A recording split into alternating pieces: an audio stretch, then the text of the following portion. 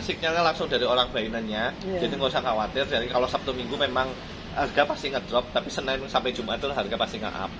Nah itu jangan diintervensi, jangan di apa namanya, jangan di-on-kan, jangan di apa, nanti botnya otomatis akan error di situ. Apa cancel tertawat karena diintervensi manual. Itu sudah kebaca semuanya. Jadi nggak usah khawatir kalau di spot itu hanya nilainya aja yang turun, tapi nggak akan loss atau hilang.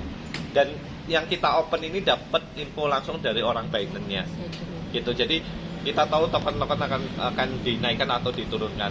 Jadi kita ini memang tahu, misalnya kayak harga Bitcoin akan diturunkan jam segini, suka diinfo duluan, gitu kan. Oh ini futurnya overload, gitu kan. Mereka hancurin atau tiba-tiba naikin Bitcoin. Kalau banyak yang long, harga Bitcoin bisa mereka dump. Itu untuk habisin orang-orang future market, biar loss semua. Kalau banyak yang short, harga Bitcoin dipump sama mereka. Gitu, karena pusatnya futur itu dikontrol oleh Binance. Mau dia futur di OKX, mau di Bitget, itu Binance bisa menggerakkan market Bitcoin. Makanya futur market itu sangat ngeri ketika, karena kan itu dibandarin kan, karena berapa kali lipat pakai lever. Kalau nggak sanggup bayar biasanya akan didam sama mereka kayak gitu. Jadi Bitcoin bisa langsung turun set, kok balik lagi. Nah itu biasanya kita sudah diinfo duluan kayak gitu. Itu untuk apa, ngebersihin orang-orang yang bermain di future market. Jadi kalau main future market hati-hati, jangan terlalu lama, leverage-nya jangan terlalu besar. Karena itu biasanya mereka kontrol, mereka kan punya data, siapa yang long, siapa yang short. Gitu kan. Kalau future market itu bisa dikatakan mirip kayak forex lah. Forex itu kan mereka punya dealing desk-nya untuk ngatur orang yang buy, orang yang sell, seperti itu. Ya, kurang lebih. Jadi di spot marketnya nggak usah khawatir, walaupun saat ini kita masih floating kan, tapi itu pasti akan, nah kayak kemarin kan tiba-tiba semua yang udah clear kan harganya langsung peng walaupun nanti turun lagi gitu kan. Kurang lebih seperti itu. Saya mau tanya Pak. Iya silakan. Kalau yang untuk Glorium tadi itu kena floating nggak? Enggak ada floating. Terus kalau yang satu lagi itu Pak, yang pembayaran 10 dolar yang harganya 1 ringgit itu, cara $10 dalam rate. Iya, dalam rate. Nah, rencananya kan 100 rate ya. Nggak jadi 100 rate. Itu nanti pembayarannya dari uang Binance itu atau bagaimana ya? Beli di ini, bayarnya di Messi, di aplikasi Messi-nya, di tool Messi-nya. Oh. Beli rates-nya bisa di Ascendec, bisa di Bitmart, atau bisa beli di orang-orang rates yang punya rates coin. Oh, begitu. Ya, seperti itu. Rates coin itu ada sendiri? Ada, rates coin itu blockchain baru, koin baru. Koin baru yang kita tahu memang kemarin itu ada di Coinfax Bali itu. Dan ini nanti dia juga debutnya lagi di tahun ini di Bali, acaranya ada di Bali. Itu blockchain baru, dia punya teknologi baru, lebih cepat, terus dia punya kelebihan bisa bikin token, generator token bisa staking atau otomatis itu bisa diambil apinya semua. Kelebihannya blockchain itu. Gitu. Ada lagi, Bu? Ada yang ditanyakan? Ada lagi enggak yang ditanyakan? Ya kalau itu kan ibaratnya kita 1% sehari. Kalau $100 maka $1 per hari. Kalau itu bisa langsung dengan kompor langsung juga bisa. Withdrawnya Pak otomatis, kita sudah buat full otomatis di situ, tidak ganggu kami. Jadi ketika diklaim langsung masuk wallet. Kalau gitu. gini Pak, kalau uang ada di Binance, nah kemarin kan sedang di sedang diteretkan masih floating lah. Nanti misal kita $100, terus yang sedang diteretkan ada 50 lah. Terus yang 40 itu nanti otomatis masuk ke Messi atau masuk ke Messi ke Web3-nya. Jadi begini, yang dibaca saldo awalnya.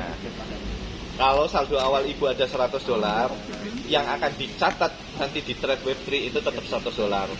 Walaupun nanti yang ditarik ke saldo Web3 itu sisanya. Nah, ya.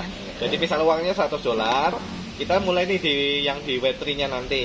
Nah, tetap $100, tapi sisanya di situ ada berapa? Mungkin ada $60 yang akan ditarik ke Web3 yang kita akan trade-kan. Tapi keuntungannya dihitung tetap dari $100. Nah, itulah kelebihan kita bisa buat kayak gitu, Bu. Tapi nanti kalau pas kita mau WD, Pak, itu gimana? Kalau masih ditradingkan yang di Web3 itu, kita mau di offin. Karena connect ya? Kalau di Web3 nanti kalau udah selesai dia kan balik lagi ke spot.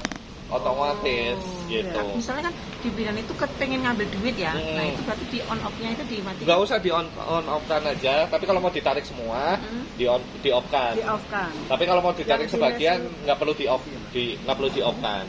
Yang di off kan yang di mana? Di Messi. Oh. Di Messi. Baru yang di Binan itu di ini. Iya. Jadi kalau mau ditarik semua, kan dia kan sudah kebeli jadi token atau koin yang lain, tapi belum clear kan. Di off kan dulu, dengan jual dulu jadi USDT-nya bisa ditarik kayak gitu aja. Oh iya, itu kalau yang sedang diteratkan di spot. Pertanyaan saya yang ada di Web3-nya itu loh. Web3 otomatis, bukan nariknya tetap dari spot, nggak bisa dari Web3. Oh, tetap dari iya, spot. gitu. Kan kekunci di situ. Belum untuk Web3-nya belum jalan. Belum jalan Iya. belum. Jadi Gitu. di spot dulu. Jadi nanti kalau sudah kita jalankan Web3-nya, itu saldo sebelum jam 12 malam itu ada berapa? Total semuanya. Kalau total semuanya ada $100, nanti yang kebaca di Web3 itu $100. Walaupun sudah di spot itu ada senilai $40. Jadi kalau keuntungannya 2,5%, maka ibu akan dapat $2,5. Jadi dapatnya 102, bukan 62, tapi 102 tetap. Kita pakainya kayak gitu. Seperti itu. Jadi ilustrasinya seperti itu. Nah, itu sudah kita coba, udah oke, dan untuk di tradingan juga kita bisa nutup kekurangan dari saldo yang kepake di spot. Nah, cuma nanti ke depannya kita akan batasin itu maksimal hanya $250 per binennya. Jadi yang punya 10.000 di binen bagaimana ya? Bikin lagi. Mohon maaf, tetap Itu yang kalau yang kebacanya Web3 ya. Kalau yang spot katanya Iya, bisa lebih. Ya, kalau yang spot bisa lebih. Untuk yang Web3 itu hanya dibatasin 250 gitu. Happy bindingnya Atau nanti kita kunci kita transferkan maka 250 yang di Web3-nya. Itu beberapa solusi yang akan kita siapkan. Nah, spot kalau teman-teman nanti nggak mau jalanin yang spotnya, kita nanti akan pisahkan di Messi. Jadi spotnya bisa di-off-kan, tapi Web3-nya tetap berjalan. Kita tambahkan menunya itu di situ. Gitu. Kalau cuma ya kalau cuma mau trade Web3-nya saja, spotnya nanti bisa di off kan. Ada itunya Ya, nanti. cuma ini nggak bisa. Kenapa? Karena perizinan kita ini harus spot market. Gitu. Karena aturan undang-undang di negara kita yang diizinkan adalah spot market. Maka spot market ini dilema, kita nggak bisa ini karena apa, buat laporan ke sana. Oh, ini mainnya di spot kok gitu. Cuma walaupun nanti berjalan kan kita bisa masukkan itu gitu. Gitu. Ada lagi Bu? Mungkin? kok ya dengan dicasa ya Allah. Iya toh Mbak. Ada lagi mungkin dari yang lain? Wes,